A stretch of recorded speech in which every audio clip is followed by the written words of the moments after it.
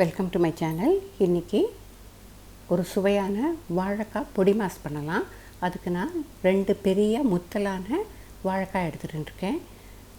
இது காய் பெருசாக இருக்கிறதுனால ஒவ்வொன்றையும் 3 பீஸாக கட் பண்ணியிருக்கேன். இந்த வாழைக்காயில் இப்போ வேக போடணும், அதனால் தோலியோடு தான் வேக வைக்கணும்.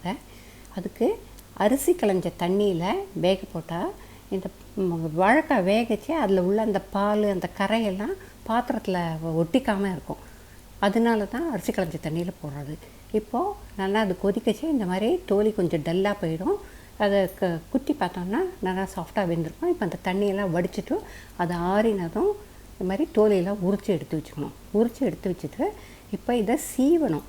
சீவினா தான் ஈவனாக இருக்கும் பொடி மாசு.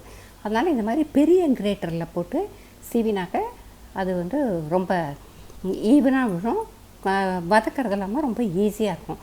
அதனால் வாழைக்காய் இந்த மாதிரி உரித்து வச்சுட்டு அதை இந்த மாதிரி பெரிய கண் இருக்கிற கிரேட்டரில் போட்டு கிரேட் பண்ணால் நல்லாயிருக்கும். இப்போ கிரேட் பண்ணி எடுத்து வச்சுக்கலாம். கிரேட் பண்ண வாழைக்காய் இப்படி இருக்கும். இந்த மாதிரி சாஃப்டாகவும் இருக்கும், தனித்தனியாகவும் அது கட்டி இல்லாமல் விழும். அதனால் இந்த மாதிரி அதை கிரேட் பண்ணி எடுத்து வச்சுட்டு இப்போ ஒரு கடாய் அடுப்பில் வச்சு அதில் 1 டேபிள் ஸ்பூன் எண்ணெய் விடணும். எண்ணெய் காஞ்சட்டும், மீடியம்லேயே வச்சுக்கலாம் அடுப்பை. எண்ணெய் காஞ்சதும் 1 ஸ்பூன் கடுகு, 1 ஸ்பூன் உளுத்தம்பருப்பு, 1 ஸ்பூன் கடலைப்பருப்பு போடணும். இப்போ அதை போட்டு கடுகு கொஞ்சம் வெடிக்க ஆரம்பிக்கும். லேசாக பருப்போட கலர் மாறுற வரைக்கும் கொஞ்சம் அதை வறுத்துட்டு லேசாக மறைச்சே அதில் கொஞ்சம் 1/2 ஸ்பூன் அளவுக்கு பெருங்காயம் போட்டுக்கணும். பெருங்காயமும் போட்டுட்டு வதக்கிட்டு வறுத்து விட்டுட்டு அதில் கருவேப்பிலை போடணும். ஒரு கொத்து கருவேப்பிலையை அதில் போடணும். கருவேப்பிலை போட்டு கருவேப்பிலையும் இப்போ ஒரு பச்சை மிளகா, அப்புறம் கொஞ்சம் இஞ்சி. பச்சை மிளகாயும் இஞ்சியும் தான் இந்த பொடி மாஸ்க்கு நல்ல வாசனை கொடுக்கும். அதனால் அதெல்லாமும் போட்டு பார்த்தா இதெல்லாமும் நல்லா வறுபட்டுரும். பருப்பெல்லாமும் நல்லா கோல்டன் கலரில் வறுப்படும். அதனால் மீடியம்லேயே அடுப்பில் வச்சு வறுக்கணும். பருப்பெல்லாம் நல்லா கோல்டன் கலர் ஆனதும் அதில் வாழைக்காயை போடணும். வாழைக்காயை இந்த மாதிரி உதுத்து போடணும். அப்போ கட்டி இல்லாமல் நல்லா இருக்கும் அந்த கலரச்சு. அதனால் எல்லா வாழைக்காயும் இந்த மாதிரி நல்லா உதுத்து போட்டுட்டு அதை கலரணும். இப்போ கலரு பருப்பு அந்த இதெல்லாம் கொஞ்சம் இதோட மிக்ஸ் ஆகிறதுக்கு 1 or 2 மினிட்ஸ் ஆகும்.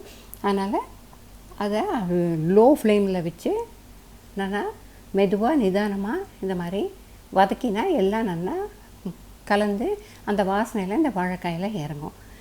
என்னுடைய சேனலை நீங்கள் இதான் ஃபஸ்ட் டைம் பார்க்குறீங்கன்னாக்க கண்டிப்பாக சப்ஸ்கிரைப் பண்ணிவிட்டு பக்கத்தில் இருக்கிற பெல் ஐக்கானை கிளிக் பண்ணி ஆல்ங்கிற ஆப்ஷனை சூஸ் பண்ணிங்கன்னா நான் போடுற எல்லா வீடியோவுக்கும் உங்களுக்கு நோட்டிஃபிகேஷன் வரும். அப்போது நீங்கள் எந்த வீடியோவையும் மிஸ் பண்ணாமல் பார்த்து எல்லா ரெசிபீஸையும் ட்ரை பண்ணலாம். இப்போ நான் 3/4 ஸ்பூன் டேபிள் சால்ட் போடுறேன். உங்களுக்கு தேவையான அளவு உப்பு நீங்கள் போட்டுக்கலாம். உப்பையும் போட்டுட்டு உப்பு நல்லா கலப்படணும். அதனால் அதையும் நிதானமாக வச்சு நல்லா வதக்கி விடணும். அது மாதிரி வதக்கச்சே இந்த வாழைக்காய் பொடி மாஸ் கொஞ்சம் டிஃப்ரெண்ட்டாக இருக்கும், ஆனால் ரொம்ப நல்லாயிருக்கும். அதுக்கு இப்போ தேங்காய் போடணும். அது ரொம்ப நேரம் வதக்கணுங்கிறதெல்லாம் இல்லை, தேங்காய் போடணும். தேங்காய் நிறையா போடச்சே இது ரொம்ப டேஸ்டியாக இருக்கும். அதனால் தேங்காய் கொஞ்சம் நிறையவே போடலாம். ஒரு அரை மூடி தேங்காய், அரை மூடிக்கு கொஞ்சம் குறைச்சலாக போடலாம். அதை ஒரு 5 மினிட்ஸ் வதக்கினா போகிறோம், நல்லா வதங்கிடும். அதை இன்னொரு பாத்திரத்தில் எடுத்து வச்சுட்டு ஒரு அரை மூடி எலுமிச்சம்பழம் புழியலாம். எலுமிச்சம்பழம் புழியச்சே இந்த பொடி மாஸ் ரொம்ப டேஸ்டியாக இருக்கும். அதை நீங்கள் புழிஞ்சிட்டு உங்களுக்கு எவ்வளோ தேவையோ அந்த அளவுக்கு லெமன் நீங்கள் புழிஞ்சிக்கலாம். ஆனால் இல்லை, எலுமிச்சம்பழம் புழிஞ்சால் தான் நல்ல டேஸ்ட் கிடைக்கும். அதனால் அந்த எலுமிச்சம்பழத்தை புழிஞ்சிட்டிங்கனாக்கா ரெடி ஆகிடுச்சு. நீங்கள் உங்களுக்கு வேணும்னா கொத்தமல்லியும் போட்டுக்கலாம். இந்த வாழைக்காய் பொடி மாஸ் வெறும் ஒரு ரசம் பண்ணி கூட பண்ணலாம். அது ரொம்ப டேஸ்டியாக இருக்கும். அதனால் எல்லோரும் கண்டிப்பாக இந்த வாழைக்காய் பொடி மாஸை ட்ரை பண்ணி சாப்பிட்டு என்ஜாய் பண்ணுவீங்கன்னு நம்பிக்கை இருக்குது. மறக்காமல் கமெண்ட் பண்ணுங்கள். அடுத்த வீடியோவில் சந்திக்கலாம்.